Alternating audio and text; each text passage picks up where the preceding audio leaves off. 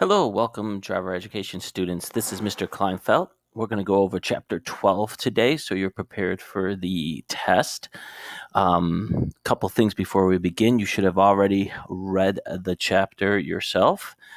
It would be a good idea if you have a piece of paper, maybe take down a couple notes. And this video is going to cover reduced visibility, uh, reduce traction, and some other adverse weather conditions. It won't be a long video, hopefully less than 30 minutes. Let's proceed.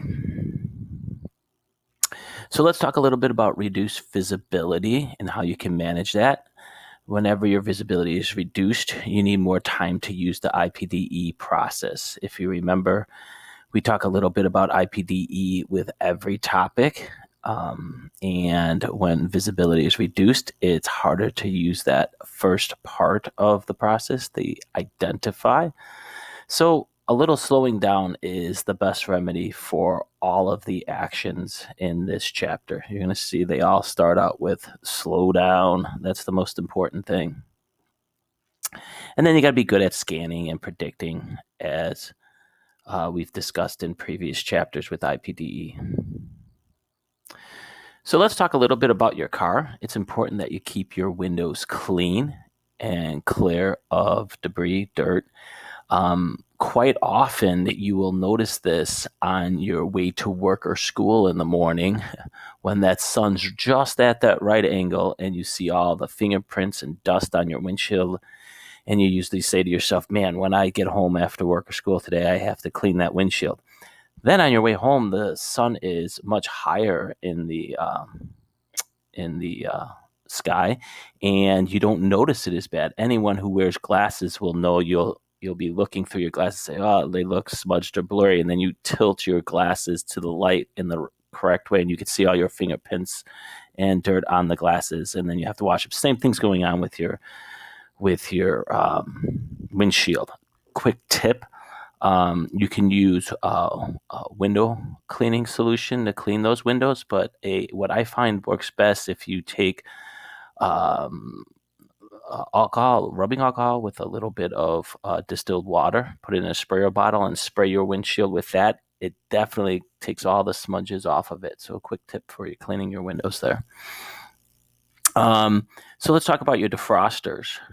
Your front defroster, as you know, blows air onto your front windshield and defrosts your front windshield. Your rear defrogger, if you have it in your car, are those black lines in the back windshield. And what happens there when you put that on is it sends a little low voltage of electricity through those black lines. And those black lines heat up and melt the snow or the ice or clear the moisture that's on the back windshield. In any case, when you use the front window defroster, what it actually does is turns on the air conditioner. It's an automatic in most new cars. When you put the front defroster on, it turns on the air conditioner, and then you slide. Typically this happens in the winter, and you slide the heat, the temperature selector over to heat.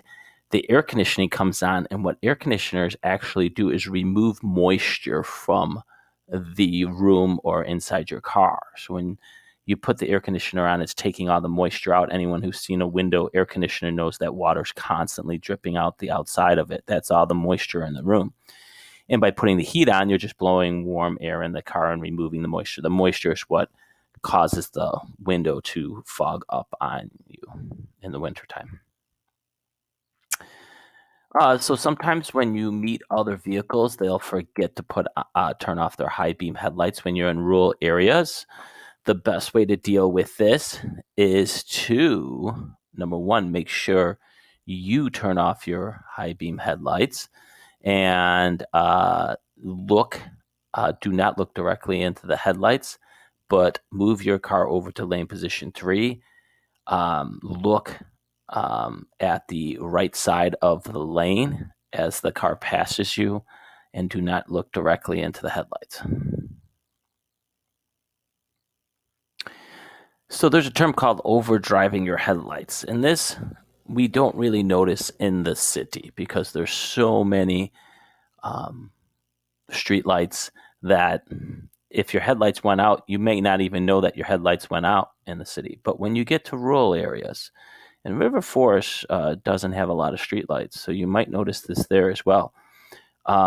You can do what's called overdrive your headlights. That means the speed that you're going, you cannot stop in time with what the headlights are lighting up. In other words, by the time something comes into the beam of your headlights, let's say a deer, for instance, your stopping distance is so short that by the time you see the deer in your headlights hit the brakes, you will not be able to stop in time and hit the deer. So, in these cases, when you're in an extremely dark situation, never go faster than what you could see in your headlights in order to stop in time. And one way to do this is pick a checkpoint that the headlights are showing. Count 4 seconds. If you get to that spot before the 4 seconds, you're fine. If I'm sorry, you are overdriving your headlights. If you get there in 4 seconds or longer, you're fine. So look at that picture. Crazy winter day. That would be a tough drive. The roads would be slick. Looks like there's a lot of wind blowing around. What do you do in snowy, rainy conditions where visibility is decreased? One of the things we got to talk about is fog. When you're driving in fog, it's very difficult to see and sometimes impossible to see.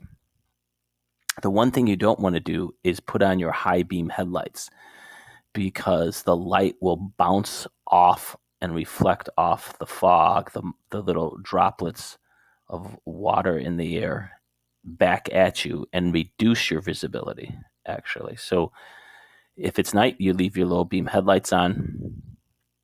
And it's also very hard to judge distance because you can't see, in some cases, more than 100 yards, 100 feet. I've been in fog where you can't see 10 feet. So if it becomes too heavy, the best thing to do is slow, pull off on the side of the road so that you're completely off the roadway and put on your hazard lights so others can see that you're stopped and wait for the fog to lift. Just like fog, heavy rain can reduce your visibility as well. And our state, like most states, requires that when your windshield wipers are on, your low beam headlights should be on, even if it's during the day. This helps other vehicles see your car as well as your ability to see other cars on a gloomy day. A lot of car manufacturers now, when you put on your windshield wipers, the headlights will automatically come on. So that's a feature in most new cars. Snow. Snow, same thing. I've driven in snowstorms on my way up to Michigan where, I had to reduce my speed on the expressway down to 10 miles an hour. Couldn't see more than 100 feet in front of me and 3 or 4 inches of snow on the roadway. Very difficult driving, very stressful, to say the least. Snow will build up on your windshield wipers, even though you got them on. It builds up so fast that it's not coming off. And in some cases where visibility in the snow has gotten so bad, I've pulled off the roadway, parked it, and waited for the weather to clear and the snow plows to get on the main roads. So sometimes you have to make that decision.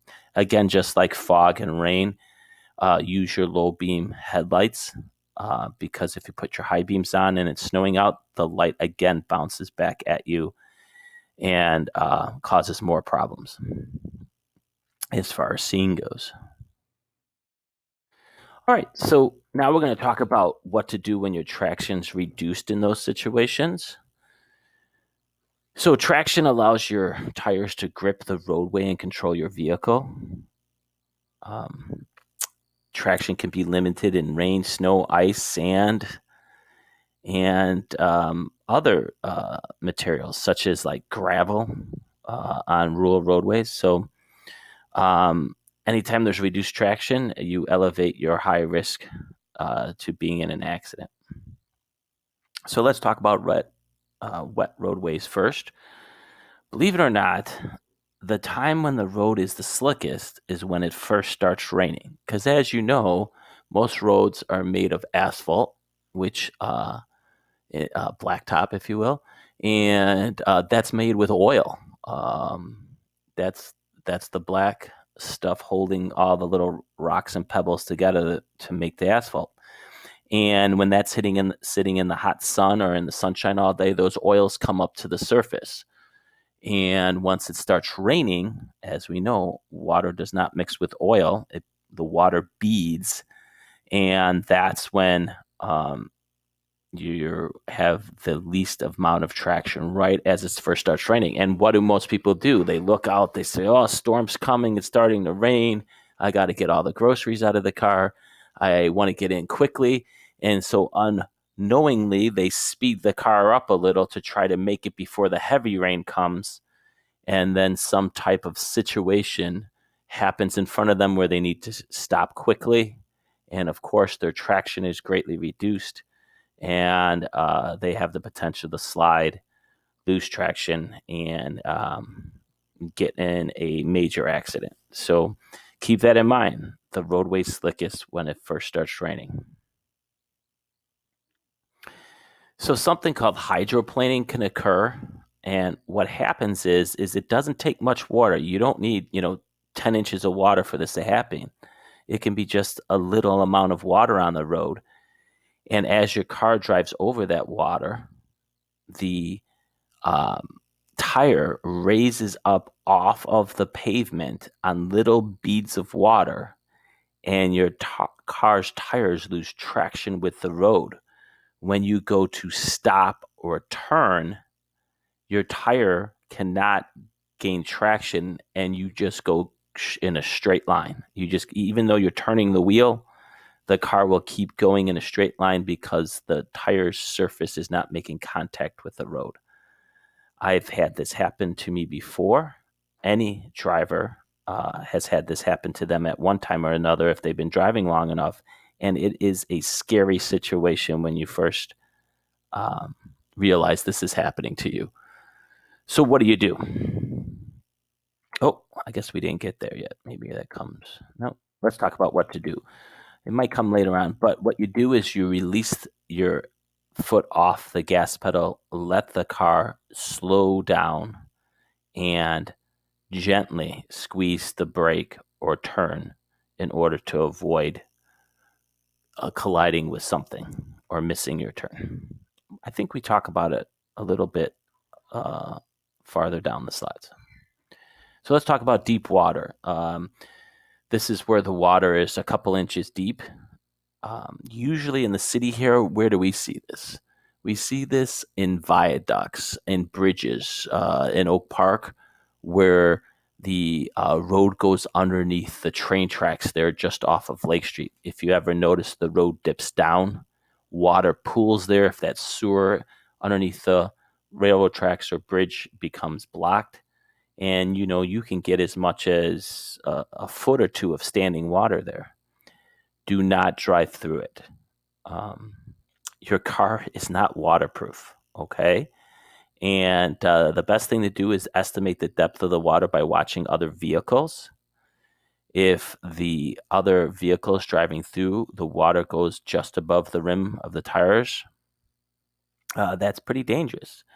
Uh, you got to go slow so that the water doesn't splash around and come in.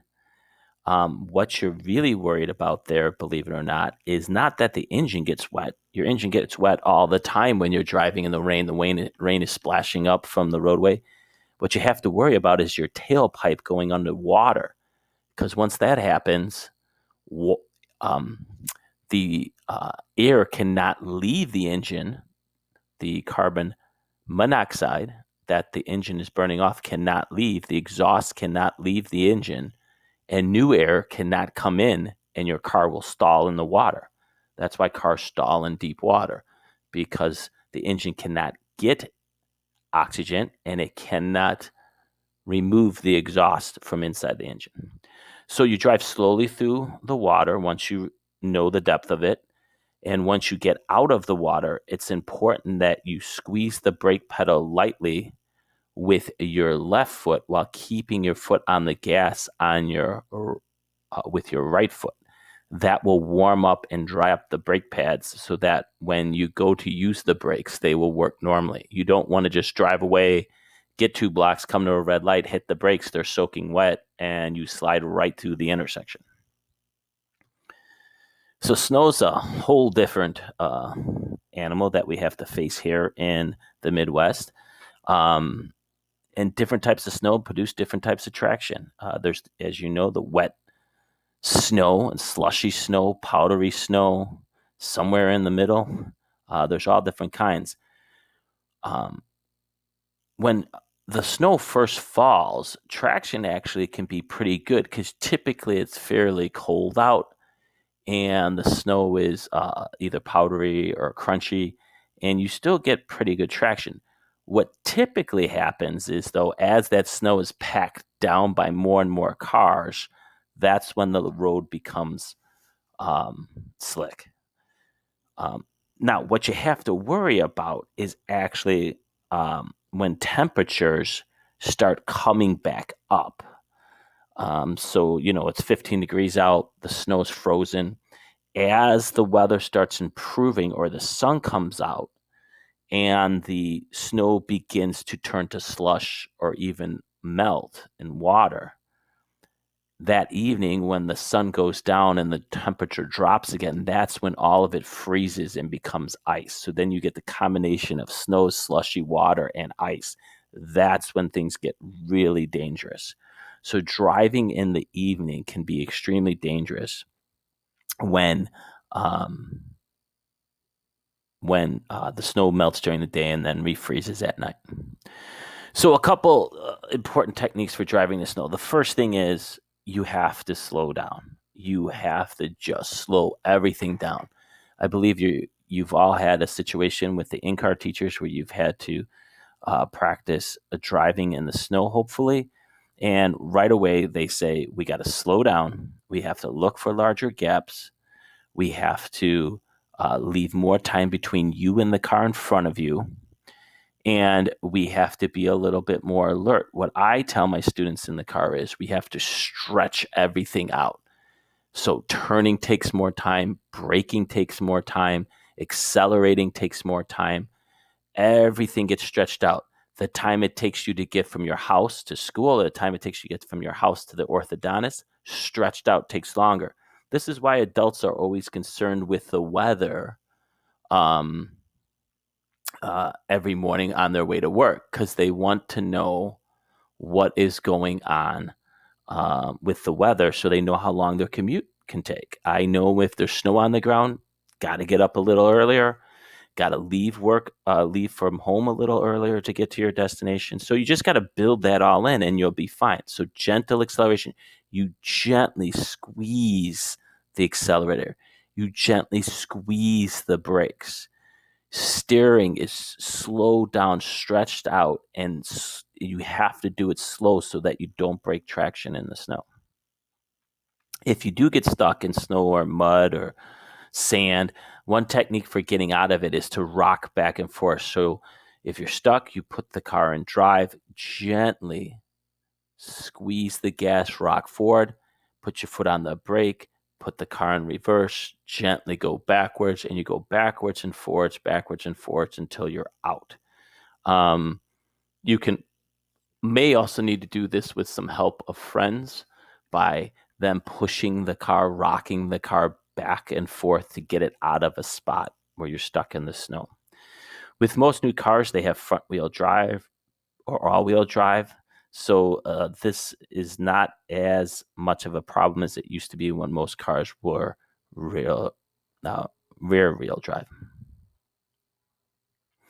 So one thing you can do when you're at super low speeds, before you get to an intersection, you see a stop sign coming up, gently squeeze your brakes much earlier. See what the traction looks like before you have to stop the car. Obviously, first make sure that the car behind you is not tailgating you.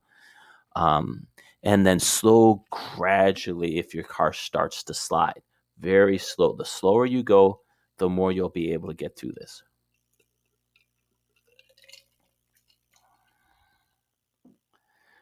So keep your defroster on, keep your windshield clear.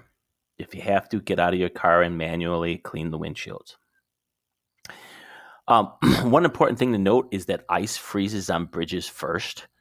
That is due to the air moving around it. You've probably seen the sign. It kind of looks odd when you see it in the middle of July driving to Wisconsin or in Illinois. Ice may form on bridge first, it usually says.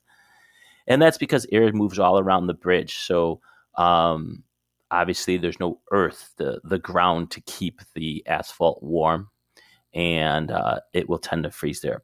Another thing you have to worry about is black ice. The ice is not actually black. It's just called that because the ice is clear. The moisture freezes clear. You can't see it on the asphalt, and all of a sudden you go to hit the brakes and you go sliding for a ride. Very scary. So you just want to be cautious and know that that's there. So there's some other situations where you may lose traction. One that I mentioned earlier is on gravel roads. You find these typically in rural spots. So you're driving down a asphalt highway. You know you're going to make a right turn to go into, say, a camp or a maybe a relative's farm, and they have a gravel road. If you hit that road going too fast, it's going to behave just like ice, and your car is going to slide. Leaves. This is an issue in Oak Park and River Forest in the fall. What do we do with all our leaves? We push them into the street, and then that machine comes along and sweeps them all up and kind of smashes some of them in the ground, and then it rains and there's smashed leaves in the ground right where?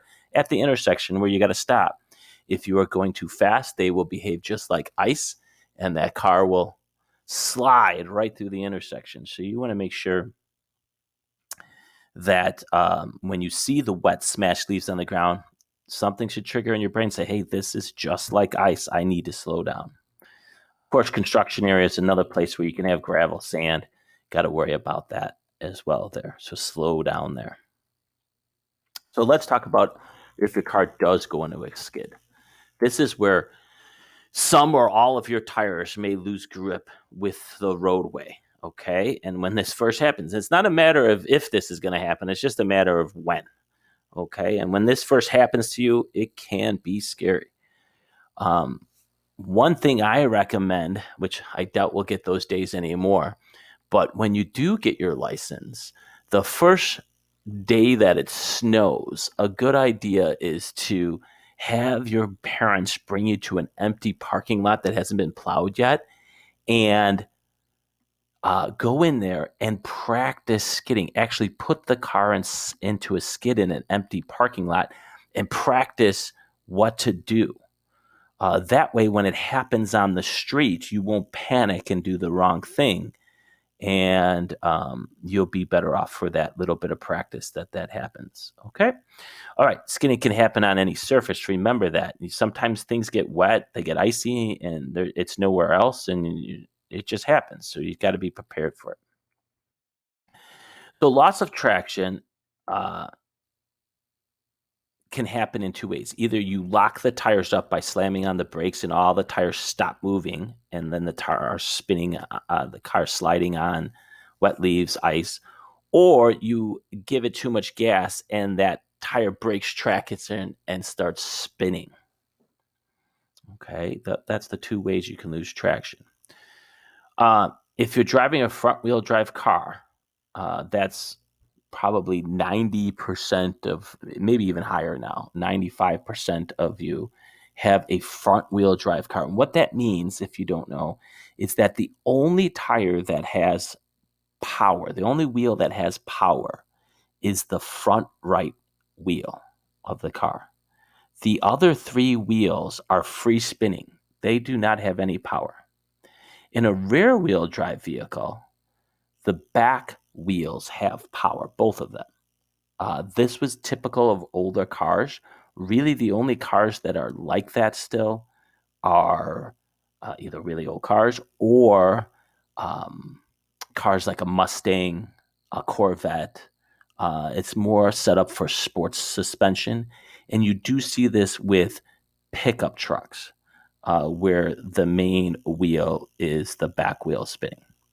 The other possibility is that you have a all-wheel drive car. And what happens in all-wheel drive cars is that the front right tire or wheel is the only one that receives power. If that wheel breaks traction, there's a computer in the car that will sense that and will move power to another wheel, whether it's the back rear wheel, the front wheel, and it will keep moving power to all the wheels until it finds one that has traction. It could give power to all four wheels. It could give it to two, to three. It will move it around until it finds one that has traction. Really nice feature to have. Couple things about it. It costs a lot more when you purchase the car, and you consume more gas, obviously. It's not very fuel efficient. So it's a trade-off. You have to decide if it's something you want.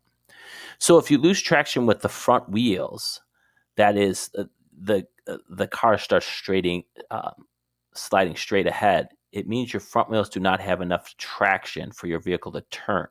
This is called an understeer. So you go to turn, but the car keeps going straight. Okay. In this situation, as in most of all of these skidding situations, the first thing to do is ease off the accelerator. Okay. Just by doing that, most likely you're going to regain traction.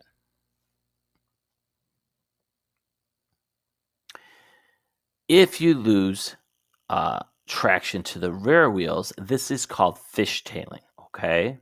Again, when you brake hard, turn the wheel, you will feel the rear end wants to slide out and come around in front of you.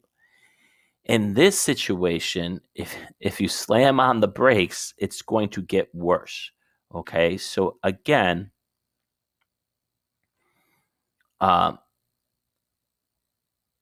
to minimize fishtailing, okay, take your foot off of the accelerator or brake if you hit the brake to get in that situation, and steer quickly and precisely in the direction your car wants to go. So if you look at this picture here, notice their target area is down the road. They are fishtailing, and so she or he is turning the steering wheel to the left because they're going towards the wall on the right there. So they're turning the wheel to the left to bring the car back to center. Okay. And then we have a couple more pictures below where you could see all you do is turn the steering wheel in the direction you want the front end of the car. And you may have to go to the left, and then the car's going to overcompensate. You might have to go back to the right, and then you may have to turn the steering wheel back to the left quickly before you regain control of it. It's not just going to be turn it once and it's going to fix itself. Most likely, the back end's going to be wiggling around back there. You're going to have to go left, then right, then left, and then a little bit right, and then straighten it back out. That's probably what it's going to look like. So controlled braking is nothing more than what you do now to stop at a stop sign, right? It's the technique of applying the brakes without locking the wheels. You gently squeeze the brake. If you feel yourself spinning, you relax the brake pressure, then gently squeeze again. And you continue that process until you gain control of the car and the car has more traction to stop. Pretty simple. If you have anti-lock braking system in your car, that's ABS, as soon as you hit the brake, you will feel a rumbling underneath your foot. The car will make some weird noises. So instead of you hitting the brake coming off it, hitting the brake coming off of it, the car realizes you're skidding and does it for you. And it will jostle the wheels around to find and regain traction. So a couple other adverse weather conditions. Wind is can be an extremely crazy thing when driving, and they could push your car around on the road. You will typically not see this in the city because we have all the buildings blocking the wind. But you get downstate Illinois, where you have those huge, expansive farm fields. There's nothing stopping that wind from coming across the highway. and it could produce strong winds and move even the smallest car around. Now, if you're driving an SUV and your center of gravity is higher, you're going to feel it more. Another place where you'll feel this is passing semi trucks. Okay, when you pass a semi truck, if you've ever been in a boat, picture the boat going through the water. It's breaking the water around it and creating a wake of water behind it. If you've been a water skier, you know exactly what I'm talking about, that wake behind there. If you want to come out of the wake while water skiing, it's hard to come out over that wake because the water's pushing you back in. The same thing happens when you pass a semi truck when it's windy out. And the smaller your car, the more you're going to feel this. As you pass the semi truck, it's pushing air around, much like a boat going through water. And you have to hold on tightly to the steering wheel and move through that wake of air moving around it before it pushes you back into the semi. So just accelerate, hold the steering wheel tightly, and be ready to be pushed around as you go past the semi. In hot weather, your car can overheat. If your car temperature starts rising, the best thing you can do is turn off the air conditioner and turn on the heat. I know that sounds crazy, but the heater removes heat from the engine. That's how it heats your car. And so by leaving your air conditioner on, it actually heats up your car. If any of you have driven out in the deserts out in California and Arizona, there's signs everywhere when it gets hot enough out there to turn off your air conditioner because your car will overheat. If your car does overheat, never remove the radiator cap while the engine's hot. The radiator cap is the liquid that cools the engine. Quite often people want to open that up and put cool water in there or cool liquid in there so that they can continue on with their journey. If you try to open that superheated steam, it will scald your body with massive burns. So do not ever attempt to open that until the car sits and cools down for many hours in some cases before you can get in there. In cold weather, be worried about exhaust leaks. This is when you back up and snow plugs up the exhaust pipe, or you have a broken exhaust pipe. The carbon monoxide, remember, not carbon dioxide, carbon monoxide, it's a colorless, odorless, deadly gas that can come up in your car while you're driving. If your car long enough, you can become asphyxiated by the carbon monoxide and have headaches, nausea, vomiting, and eventually it would lead to death. So be very careful. And I think that's it. Okay. So we went over this chapter. Hopefully this helps you. We have a exit slip for you, and the test will be later on this week.